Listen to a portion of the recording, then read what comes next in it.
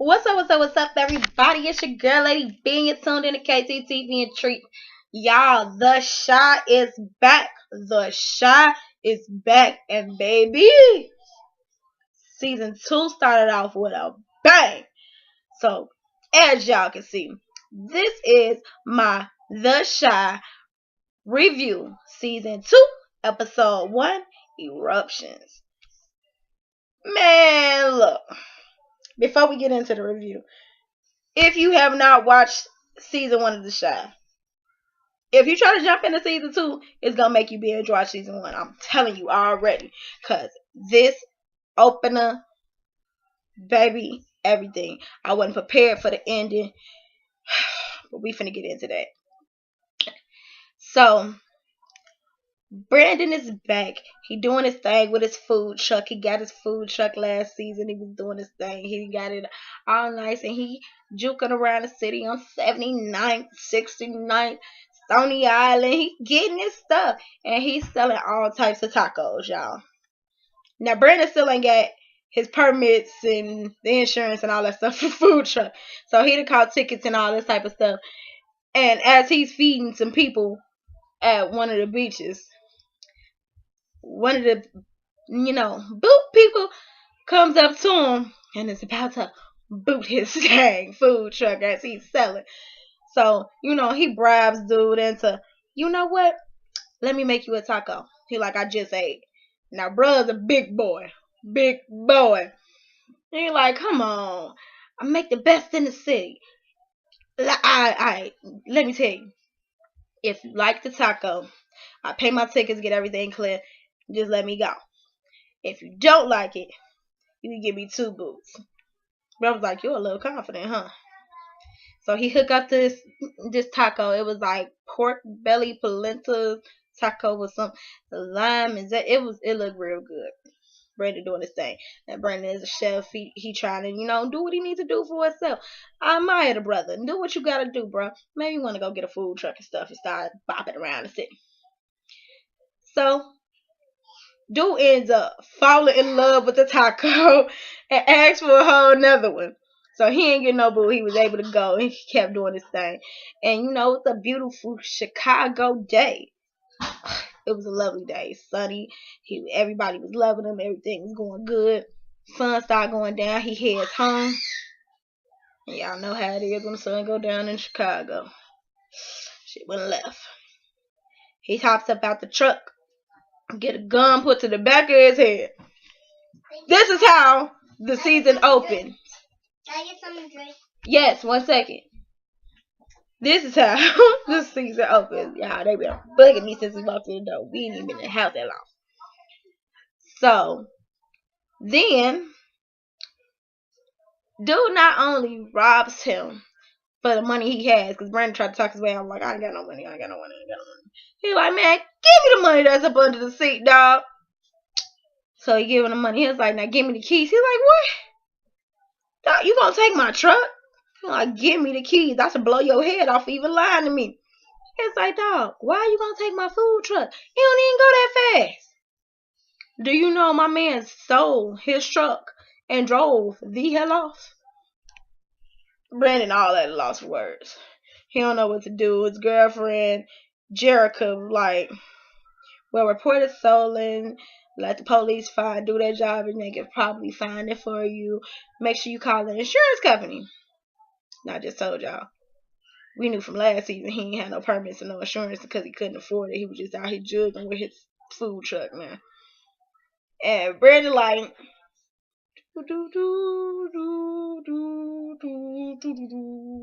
she was like, please tell me you had insurance on the truck. He like, nah, the plates and the permits and stuff, I was gonna get them next week. Man, I ain't got a lot of money to be doing all that. It costs too much. We're trying to pay you back, student loans and all that. I ain't really got a lot of money to be doing that. She like, do not worry about paying me back. Because when you watch the first season, you'll see Jackie gave Brandon the money to buy the food truck. Go ahead and start it and get the truck up and running. Do what he needs to do. Because he didn't want to be working for other people and there was a lot of things going on in the job. So he wanted to do something for himself. they had their issues as well, but hey, they still riding together.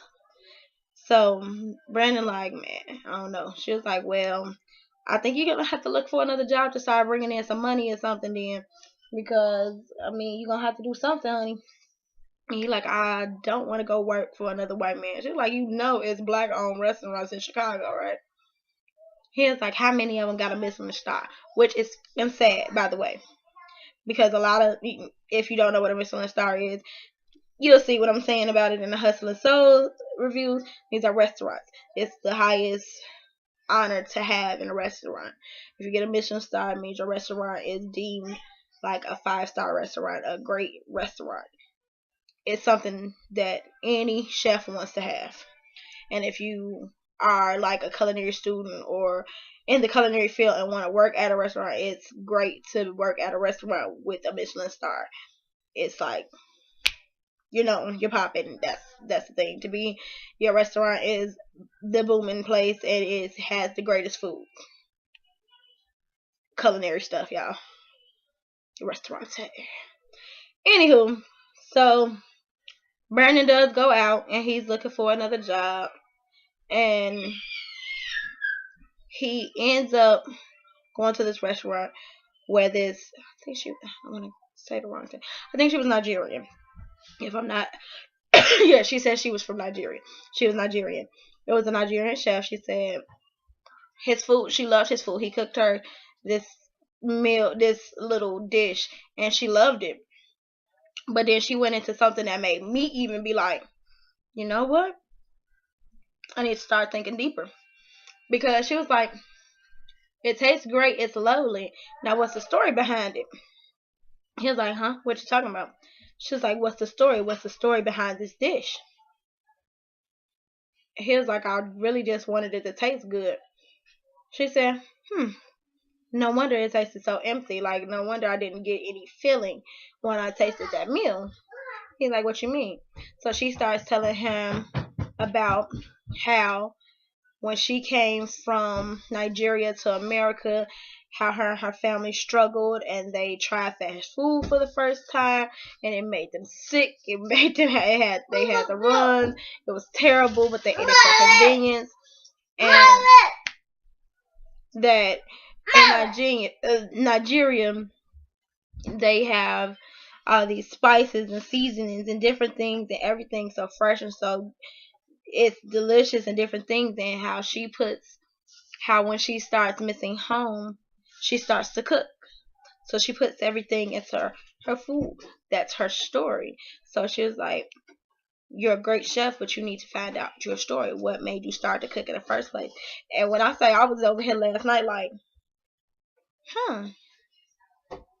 like, but I kind of got my own story. Like, I'm going to have to share it with y'all on a later date because this ain't the time for it. But it really made me start thinking, like, so what is my culinary story? And then I had to start thinking. When I really thought about it, I was like, I do have a story. That was the reason. I had to give that story when I first started culinary school. So, as a chef myself, it was like one of them things like, wow, makes you think deeper into even cooking your food. So, Brandon has a thing, like he goes over to his mom's house because he was supposed to be getting her some crab legs or something like that. He went over there to see his mama, with her, talk to his mom, and kind of found out mama just decided she just gonna up and leave this morning and go visit her sister.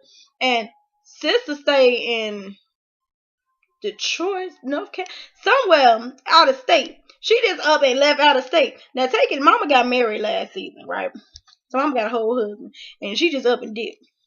He like, man, you know how your mama get. He was like, wait a minute, so she just went and left. She was like, same. He like, same. I said. So he was basically coming to vent to his mom about everything that was going on, how he got robbed the night before, all that stuff that was going on. But he ends up telling it to, well, dude is basically his stepdad, but his mom's new husband. So he like, dang, bruh, that's a lie. And he was sitting there drinking the beer himself. He cracked the beer and gave one to him. He's like, man, it was one of the moments like, you need this. Here you go. So he goes into a box and he gets the gun, this gun out the box. Now, again, you have to watch the season before to understand what this gun is. Now, Brandon had this situation because his brother Coogie got killed in the first season. And the person that killed him, he was trying to find them. He ended up figuring out who it was, but because the way he figured out who it was through one of the neighborhood kids whose name is Kevin. Now Kevin was getting stalked by the dude that killed Coogie because he found out who he was, and he knew that he was looking for him. He was scared of the man, whatever the case may be. So his best friend ended up getting a gun from his big brother and giving it to Kevin. And Kevin ended up shooting the guy, self-defense or whatever the case may be. And the brother wanted his gun back, but he couldn't get his gun back because Brandon had took the gun to his mom and them house, and the mama's husband found the gun in that house, and it was like he had got rid of it. Lo and behold, long story short, dude never got rid of the damn gun. And this gun has caused so many problems because Brandon ends up owing the big brother a favor because the big brother's a big drug dealer in the neighborhood, and it was a whole bunch of ish with this gun. So now that he knows, I would have snapped like, nigga, do you know how much problem this gun has caused me, and you had it the time? No, unacceptable, unacceptable. But Brandon just be cool. He was like, I think you need it. So Brandon takes the gun, and he just like, okay. So now that he has the gun, he takes the gun to this local spot that he know that Reg circulates at. Because, Reg is the local dealer, the local gang member, and he the head man, head honcho type thing. So he goes into the club. He's like, hell, you said you want this back. We even. Here's your gun. Woo. Because I just got hit the other night, and it felt like a setup, so I don't want no more issues. Reg's like, say, huh? What you talking about? You got robbed for that ice cream truck? He was like, it's a food truck. I sell tacos. He was like, bruh, don't nobody want your truck? He was like, I don't even know what you're talking about. It's like, but nah, you keep it. We good. And we ain't even till I say we even. I'm like, well, guess you ain't get out of that one too quickly. So he ends up going back home. And the thoughts of what the lady was telling him about, figure out your story. He ends up talking to Jerica about it. And she like, so why did you start cooking? You've been cooking since you was a kid. He was like, yeah, man, I remember this one time I made Hootie this meal, and I had some chopped up ham, some jello pudding, some eggs. Sitting like, the fuck? That sounds disgusting. And Jerica said it for me because I'm sitting like, that shit sounds disgusting. She was like, that sounds nasty. He was like, I know, right? But Coogee ate it like it was the best thing he ever tasted. And Coogee a picky eater, so it had to be good. And she was like, that's your story right there. That's just what you do it for him. Because when the police ended up finding his food truck, and he kept a picture of him and his brother in the food truck, and he was like, basically, he felt like that was Coogee watching over him, making sure he got his truck back. So she told him, like, that's your story right there. So he goes outside, they clean up the food truck. He gets the spray paint. And the food truck originally was called In the Tacos. I don't understand the name. That was the name he chose. Now, he takes the spray paint, it's like some yellow spray paint, and he starts spraying over. Now, me, myself, personally, when I was watching the scene, I'm like, so we just gonna F up the truck like that? You just spend all the damn money to get this shit painted, and you ain't got the money to be redoing stuff, and you just gonna tackling spray over the name. Okay, whatever, all in one space. But it was cute because he renamed the truck Coogee's Taco Corner in representation of, and well, in memory of his brother. That's his story. His brother is his story because he basically has been doing everything for his little brother his entire life, and now that he's gone, he don't really know what he's supposed to be doing. So that's Brandon's story. Now, then we have Ronnie's story. Now, Ronnie is the person that killed Brandon's little brother last season. And the reason he ended up killing the little boy is because someone killed his play son, Jason. And he was trying to figure out who murdered Jason. And when he ran into Coogee, I need to figure out. It's Coogee. When he ran into Coogee, he had on Jason's shoes and a chain that he had bought Jason. Now, to anybody on the street, it would look like he probably had something to do with it. But literally, Coogee literally walked up on Jason after he had just got shot and he seen him laying there and he was basically already dead. He did take his shoes and the chain, which was wrong, but kids in the shot. So he didn't think nothing of it. But that ended up being his untimely demise because somebody that was trying to figure out who killed him. And he was honestly innocent. Sorry, I thought somebody was knocking on my door. Anywho, so he ended up getting killed, and Ronnie basically the whole last season was basically running from his own conscience because he murdered the little boy, whatever the case may be. So at the end of last season, he turned himself in. So now he's in jail for his murder, and as he's in jail, he's basically thinking about everything that went on that basically brought him to this point. So we're seeing flashbacks of Ronnie getting out of the service in 2007. Came home in full uniform and had the duffel bag on his back, and he had just did 2 tours and this and that. He was a good guy. The Ronnie we had seen was like a neighborhood drunk bum type thing, whatever the case may be. But Ronnie used to be that guy in the neighborhood because he was known for having, been somebody great. He served his country. He was doing his thing. His grandma bragged about him. It was all that type of stuff.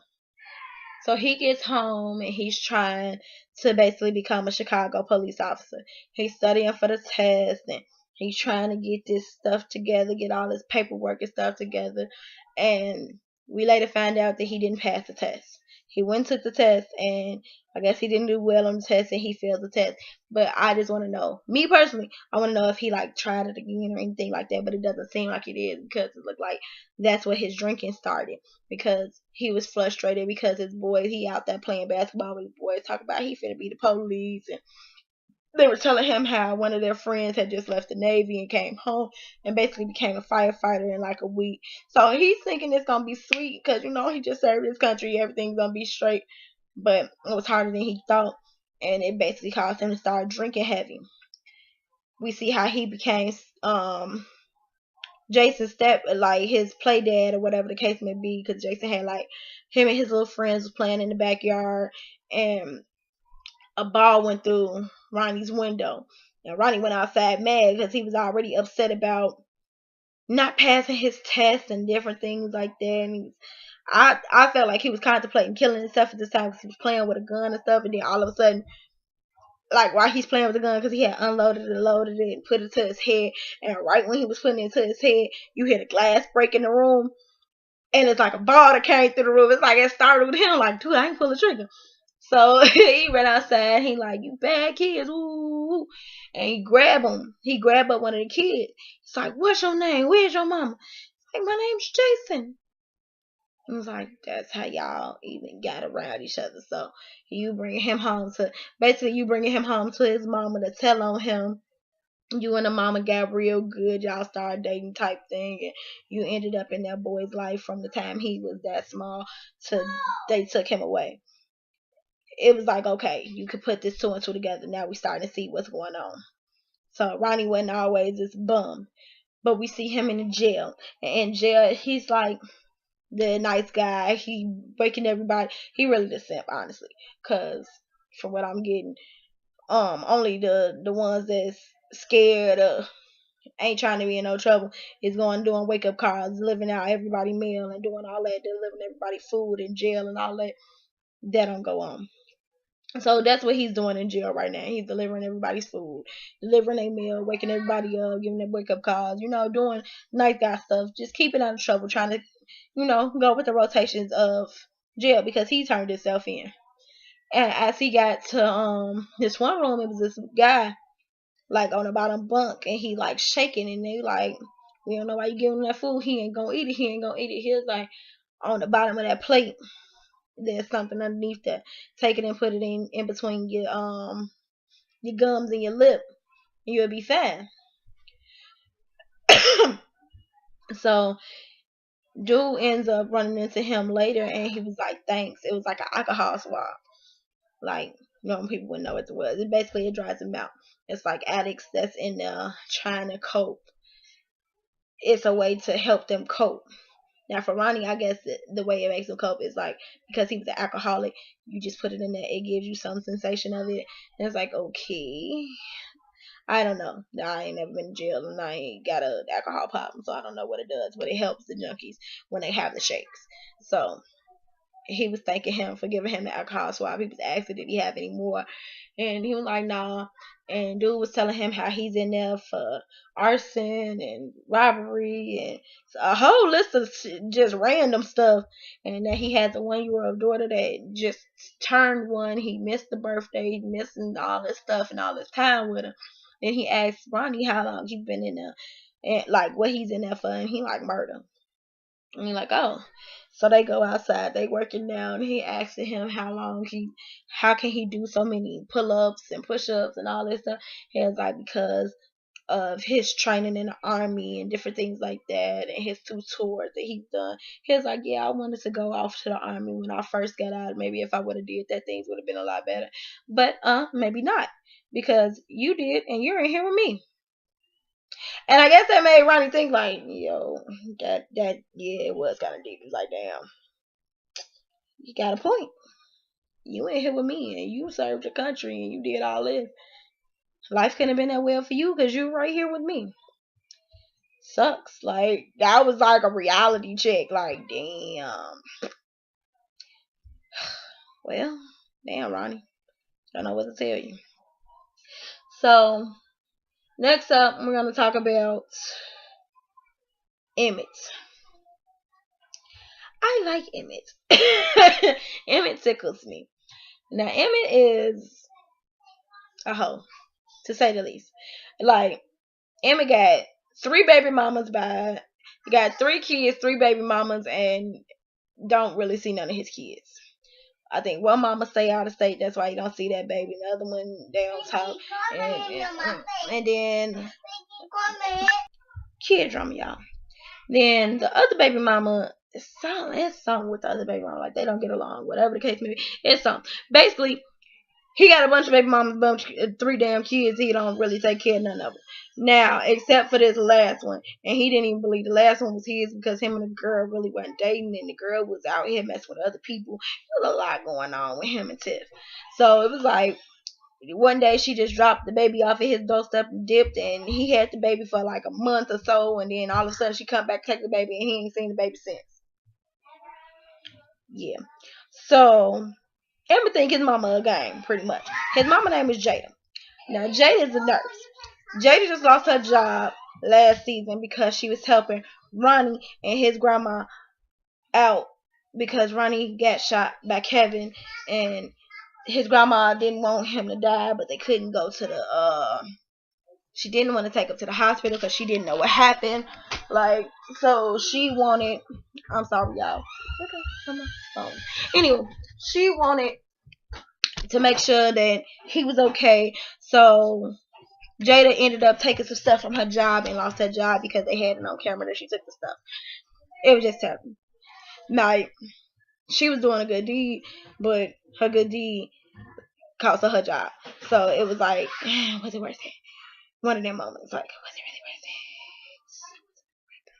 it? So yeah, so Jada has basically gave Emmett like a deadline, and I guess Emmett thought the deadline was a game. So she trying to get him up because he's supposed to be going to the court to go find out about getting custody of his son because Tiff is not the greatest of moms and she has men around that's beating on her, and he needs to do what he needs to do for his child, especially because she just came in out of nowhere and snatched up the baby. And so he was supposed to be doing all this stuff and fighting for the baby, but then things that went left. And he ain't seen the baby in months, and he ain't been doing what he was supposed to be doing.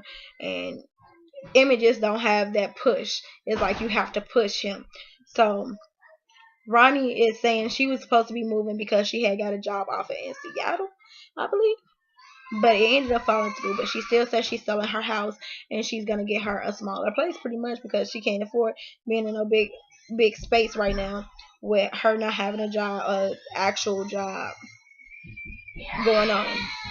Now, Jada is watching Ronnie's grandmother while he's in jail. She was also her home nurse to begin with. But when everything went downhill, she wasn't a nurse anymore, whatever the case may be. It's just, gotta watch first season. So, how she's getting paid right now is she's taking care of Ronnie's grandma and getting paid through her SSI, I believe that's what it was. So that's how that's going with that. So Ronnie's grandma's name is Miss Ethel, by the way. Miss Ethel was an older lady, one of those mean neighbors that be like, get out your yard, get out my yard, go on down the street with that record. Don't be playing in my yard. Y'all better not walk in my grass. If you from Chicago, we all got one. By the way, my grandma was one of those. If she didn't know you when you was in her grass or in her yard and in her thing, you better get on down that street. And you better not run in her grass, even if she did know you. Don't you run in her grass and mess up her grass because she took a lot of time to get that grass to grow right. So don't run in her grass, stay out her grass, get on the sidewalk and keep that ruckus down that street. Yes, we all have them. I think every city has them. If you don't have them, you don't know what you're missing. Anywho.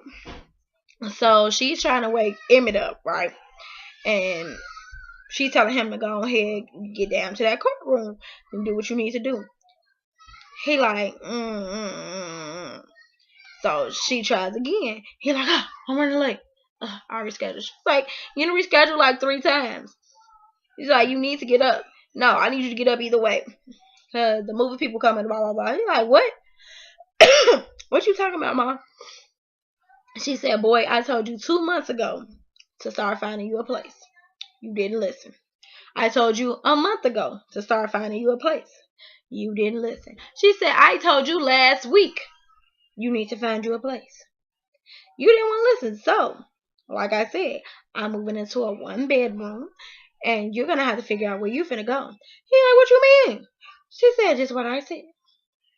Because you didn't want to listen to me and I told you. So, you need to pack your stuff up because the movie people coming.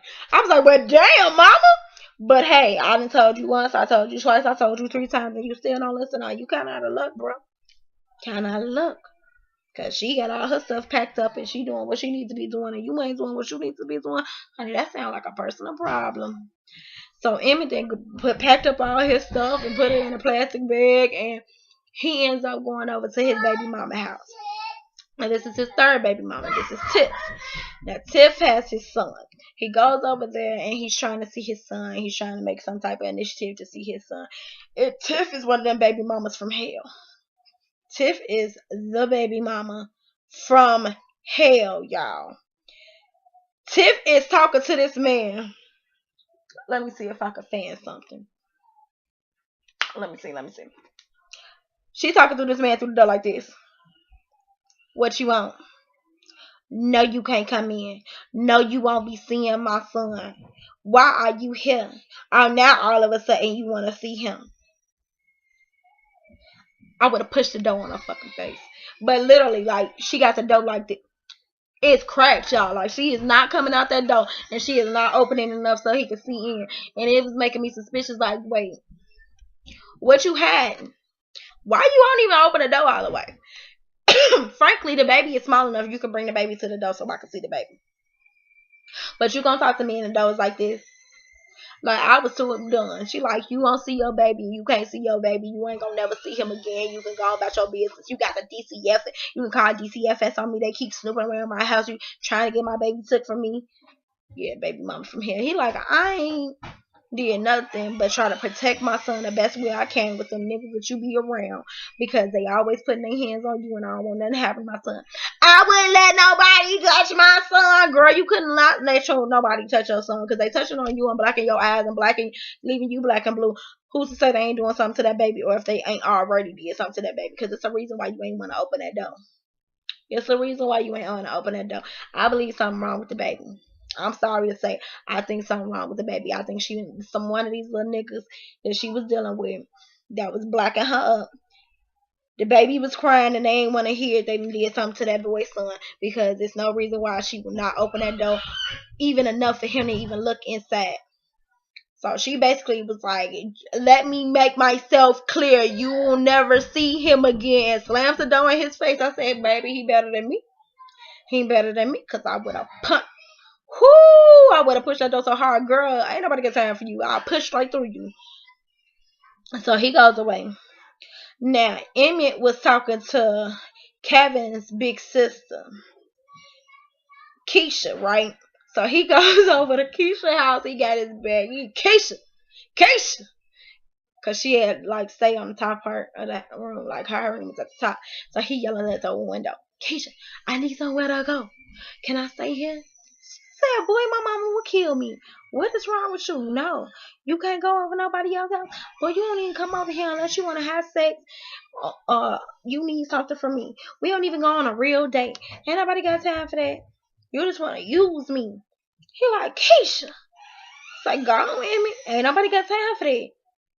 So as he decides to walk out, he's like, I ain't got nowhere to go. It's like, what, you gonna sleep under my bed? So he decides to walk out. She like, wait. And she throws down like 6 dang on granola bars. He like, what the fuck? What is this? She said, granola bars. In case you get hungry. Couldn't get Brad a place to stay, but you cared about her if he got hungry now. Because she was like, she had a moment like she felt bad and I thought she was going to let him in. Then she just threw down the food. I say, oh, okay. All right. He's like, whatever, Keisha. So Emmett goes to work and he took his bag. This food is washing up in the sink of the restaurant. Like, hitting his underarm, putting the other on. His boss like, what the hell? Boy, I know you ain't washing. He's like, are you washing your hands when we wash the chicken? He said, no, man. It's like, all these damn girls you deal with, you ain't got no place to stay. All these baby mamas. He's like, man. It's like, what, your mama put you out? You need something. You gotta go somewhere, huh? It's like, you'll figure it out. He's like, now hurry up and put your clothes on because don't nobody want to see that and clock in. So he sees these girls at the restaurant and they trying to flirt with him from the back. So he flirting with them back and they they end up going to the club and stuff later. They smoking, they kicking in, they doing them, and it's like, I'm on the street to why. So he thinking he got a place to stay for the night because he thinking they finna go back into the house and go to their crib and get it in. So as they leaving the club, he like, wait up, let me get my stuff. He's like, oh no, Evan, we don't bring boys home. Baby, they ain't even remember your name. They were just having fun with you.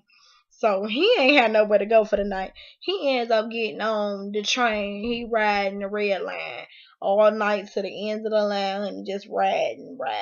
And this crazy part is it's really people that just ride the train all night long because they don't have nowhere to go out here. It's sad. I ain't even gonna put people out there that I know personally that has done it. Cause some exes that I know, they're here to do it and I was nice enough to let them come to my house later. Things I regret. Anywho, that's neither here nor there, and that's a whole nother story time. But he riding the train and he ends up getting to the end of the line, and when he gets to the end of the line, these dudes like wake him up. And he like, yo, do I know y'all? They punch him in his stomach, punch him in his face, they knock him. If you get my sister Tiff baby taken, you gonna regret it. Woo woo. And I'm like, how in the fuck did they even know where he was? Like, how did they even run into him? Like, was it a coincidence that they ran into this man? How did she know where he was gonna be? And it was like, that was a little random. So he done got jumped by Tiff's brothers on the damn train. So he done took his stuff off the train. He goes back to his mama's house. He ringing the bell. Mom, let me in. You know, this bitch got over the buzz. I'm like, Yes, Emmett. I mean, Jada was smooth with it. Like, yes, Emmett. You let me in. I ain't got nowhere to go. You need to find somewhere to go then. It's like, Ma, I just got beat up on the train. 10 brothers just jumped me. And you over here, you don't even care. I'm out here homeless. And her heart of hearts, she really wanted to let her son in. She wanted to do things right. But she knew she had babied him for so long and coddled him and did all this that he does nothing for himself. And the only thing he care about is his damn shoes. If y'all watch first season, y'all will see that boy got tons of fucking shoes.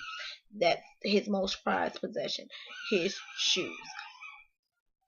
So Jada is keeping everything in her not to break down and not to give in so she can try to make sure her son does what he needs to do as a man.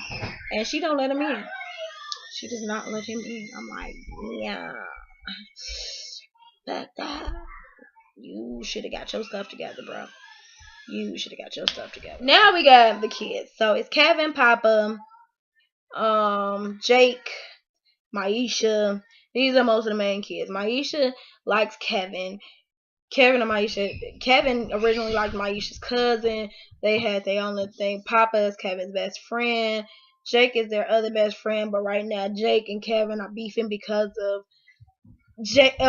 Kevin basically talking about Jake's brother, and this has pulled over to the next season. Jake has been gone from school for a minute, and today's his first day back.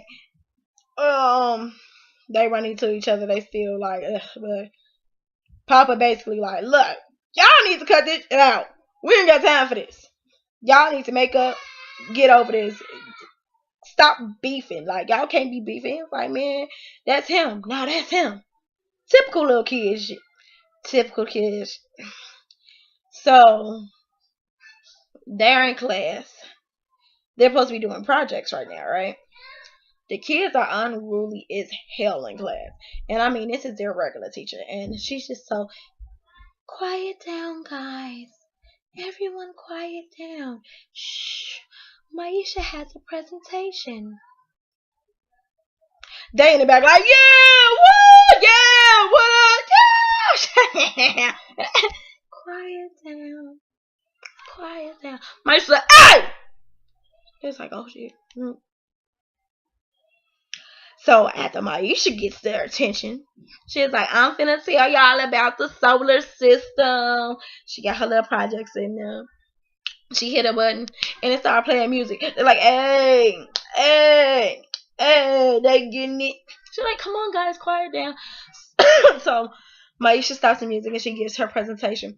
The thing that tickled me, right, about Maisha's whole presentation, the teacher was like, she was explaining Earth. She was like, well, why does it look like it's like black and gray? It's supposed to be like blue and green, right, class? Maisha was like, global warming, duh. I took she said, what she say? She took a something ball and set it on fire. I was like, she got a point. She was like, the earth is dying. I said, whoop, yep. She's technically correct. A plus. A plus, Isha. A plus. So Maisha goes to sit down, and next up is supposed to be Kevin and Papa. They were supposed to be doing their little project on the volcano or whatever.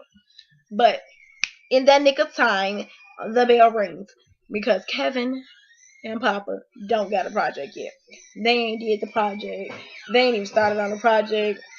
They got an outdraft for the project, but they haven't had it. Because Papa is too busy with all this different church stuff he got going on, and Kevin just ain't started it. So they trying to get their project going. And he like, man, I think we just need to pay Maisha to go ahead and do it because, I mean, her solar system was kind of popping. It was good. And she does do a good job on projects. So they're like, all right, man, all right. So they try to go to Maisha to see if she's going to do their project for them. Now, when they went to Maisha about this project, she was like, so, okay, y'all want me to do y'all project? Kevin, get out a piece of paper. You got a pencil and a piece of paper? Write this down. Okay. So I need hot Fritos. I need some Funyuns. I need a 7-Up to drink with my Funyuns. I need some Fruities. I need some. She just started naming off all these snacks, different things, and then she was like, and a Fitbit. It's like a Fitbit. She's like, I'm trying to watch my figure. The fuck? You just named off 32 different snacks. And then talk about a Fitbit because you trying to watch your figure. I was like, no, they know they wrong. It's like, you give me that, I got y'all project. They walk off like, so we ain't got half the money to get this stuff. So what we gonna do? So in the midst of all that, Papa decides he needs to get their crew back together. He tired of them arguing back and forth, so he tells Jake that Kevin wants to apologize to him. He tells Kevin that Jake wants to apologize to him, and they meet up in the gym room. So once they all get there, they like, hurry up, say you sorry so he can get over it. It's like, say I'm sorry. Papa said you wanted to apologize to me. And then they both looking at Papa. Papa like, look, I'm tired of this. I seen it sell more. If this don't work, y'all gotta do it out. So he hands them boxing gloves and they box it out. And they boxing. And they start giggling and laughing. They all laying down. And it's like, man, we still need to do our project. So Jake comes up with it. Why don't y'all just steal the volcano from the library? Dog. Steal the volcano from the library. So they try to go down to the library. The library is locked up. So they trying to figure out a way to get in there. So they lie to the gentleman and tell him like the bathrooms is overflowed. So he running like, damn kids, to go do the unclog the toilets or whatever. And as he leaves out, they grab his keys and steal the volcano out the library because they had a volcano display in the library that had won like a prize or whatever.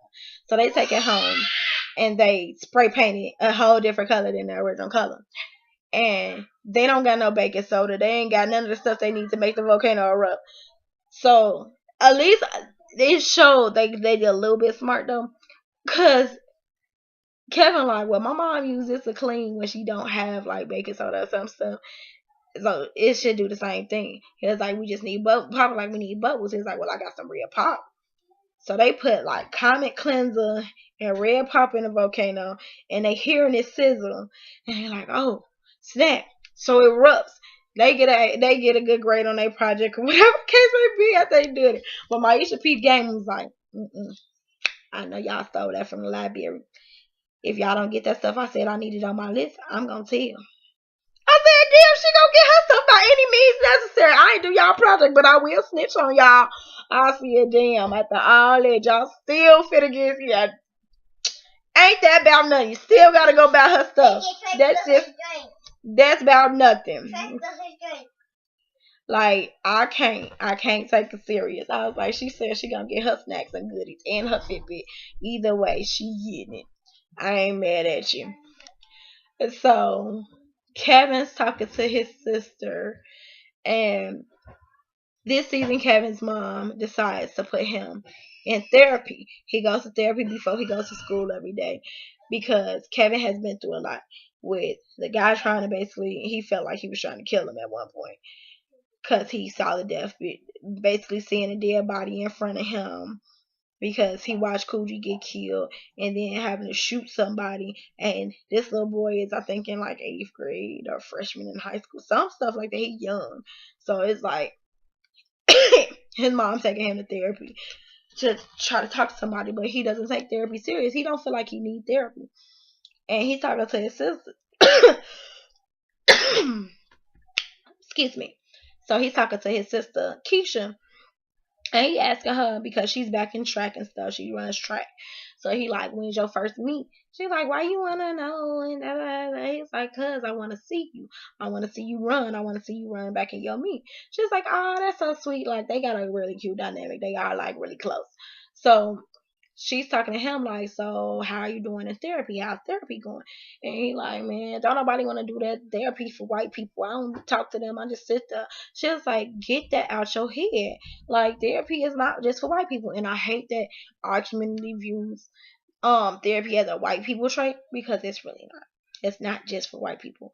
Everybody needs therapy. Like if more of us of color is what I mean when I say us. If more of people of color actually suck out was to seek out therapy, I think a lot of people would be better off, but we don't because we look at it as therapy is for white people. Black people don't deal with that, but that's because we were raised with the what happens in this house stays in this house, and you don't go telling people your business about what goes on. And we were raised a little bit different. Black folk was raised a little bit different sometimes, so that's our parents' fault. But we need to break that whole cycle and actually take our little bus to therapy. So she tells him that, and I'm glad they did have that moment because that was something that needed to be touched on.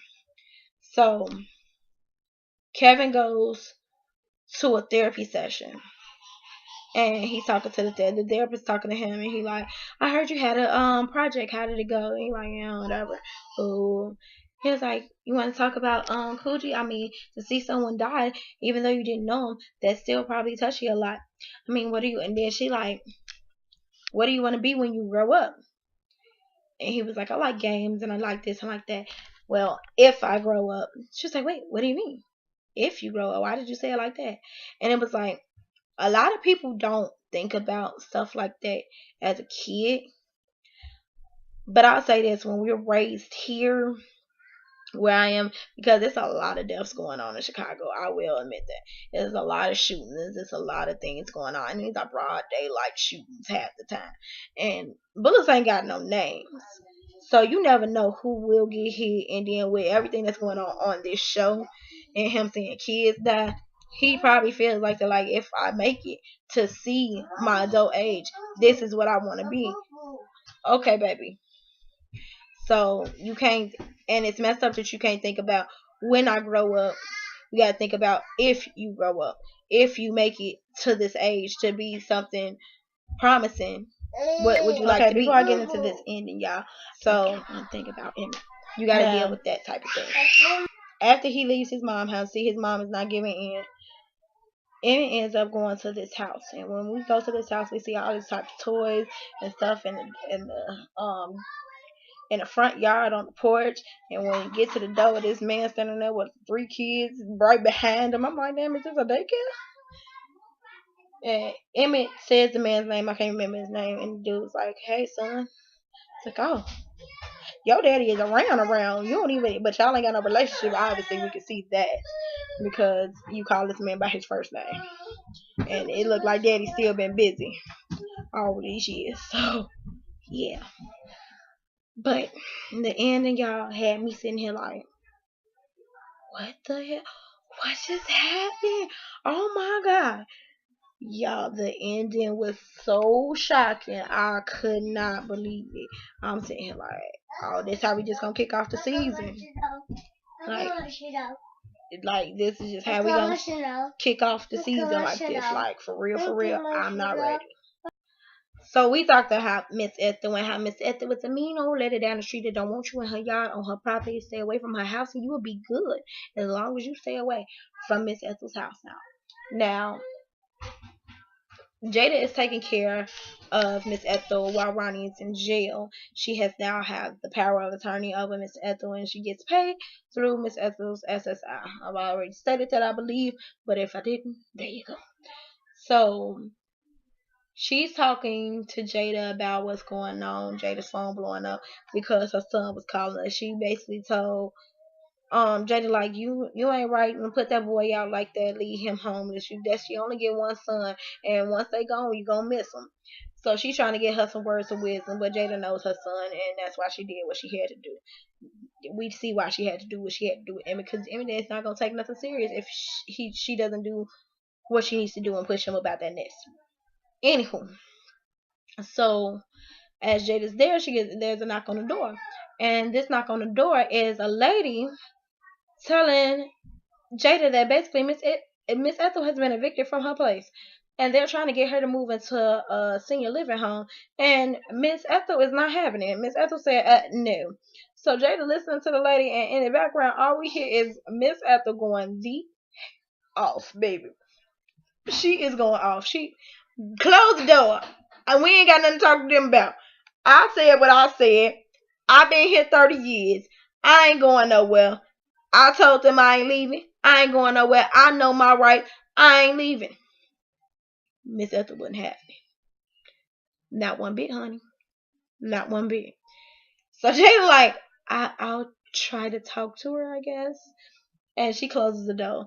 Now, Jada left the house for a minute, and when she came back to come check on Miss Ethel is outside just a fussing and cussing because these young boys are like on the side of her house shooting dice, playing loud music, acting a fool. Now I'm seeing Miss Ethel be out there fussing at the kids, fussing at them. But these kids, they got a little bigger. They teenagers, grown adults, whatever. They out there shooting dice and playing loud music, and it's the drug dealers type thing. And she don't want that around her house. Get up off her property. Go down that street with that. She don't want you.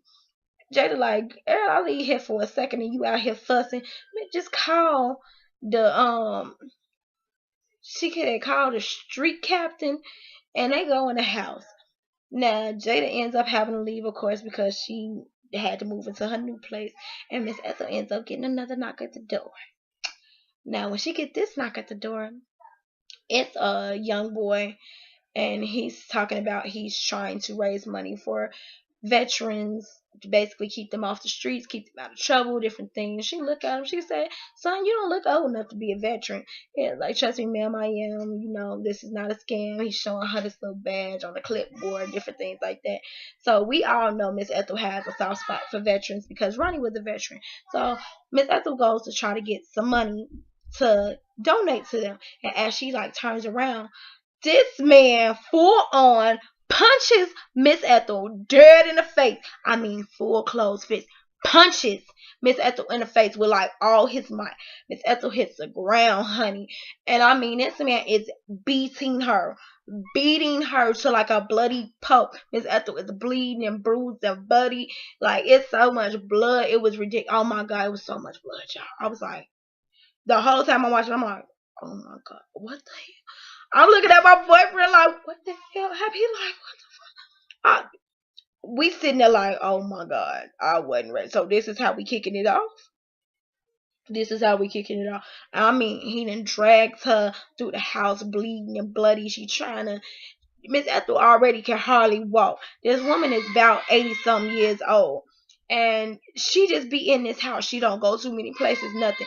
Everybody brings stuff to her. She don't bother too much nobody, but them little kids that be in her street, be in her grass and in her yard. That's about it. She can't move that fast, so she can't run from the man. She can't fight back because she ain't got no strength. And he is just beating her and stomping her and punching her, and like he's brutally attacking her. Then he drags her, and when he's dragging her through the house, you see another man come through the back door and start wrecking her house. I mean, they're not trying to steal nothing, they just wrecking the house, and beating on her. The other dude didn't jump in with the beating on her. It's just one guy, and I mean, he looked like he was getting off on beating on her. And it's like, dude, that's an old lady. That's somebody. Like, she old enough to be your grandma, and you just gonna beat her like this. Oh my God, like, what is this about? Like, is this because she told them not to be shooting dice in a yard? Is this because like some drug dealers that bought her house and they want her out and she delaying some stuff? They got some business they need to do out the house. What's going on? Like, you don't know what happened. And like, literally, the episode goes off and it's like, so Timmy's at the live. Are they gonna find her? Where the hell is Jada? When does she come back to the house? Is what they gonna do to her? Are they gonna kill her? Like, did they kill her with that beat? Like, what gonna happen? You just lost, y'all. Season 2 kick off, baby. If you have not watched The Shy, you need to watch The Shy. Binge watch season 1 and get into The Shy. Because this season is about to take off. This season finna be lit. Girl, let it be. 2 up, be out. Peace.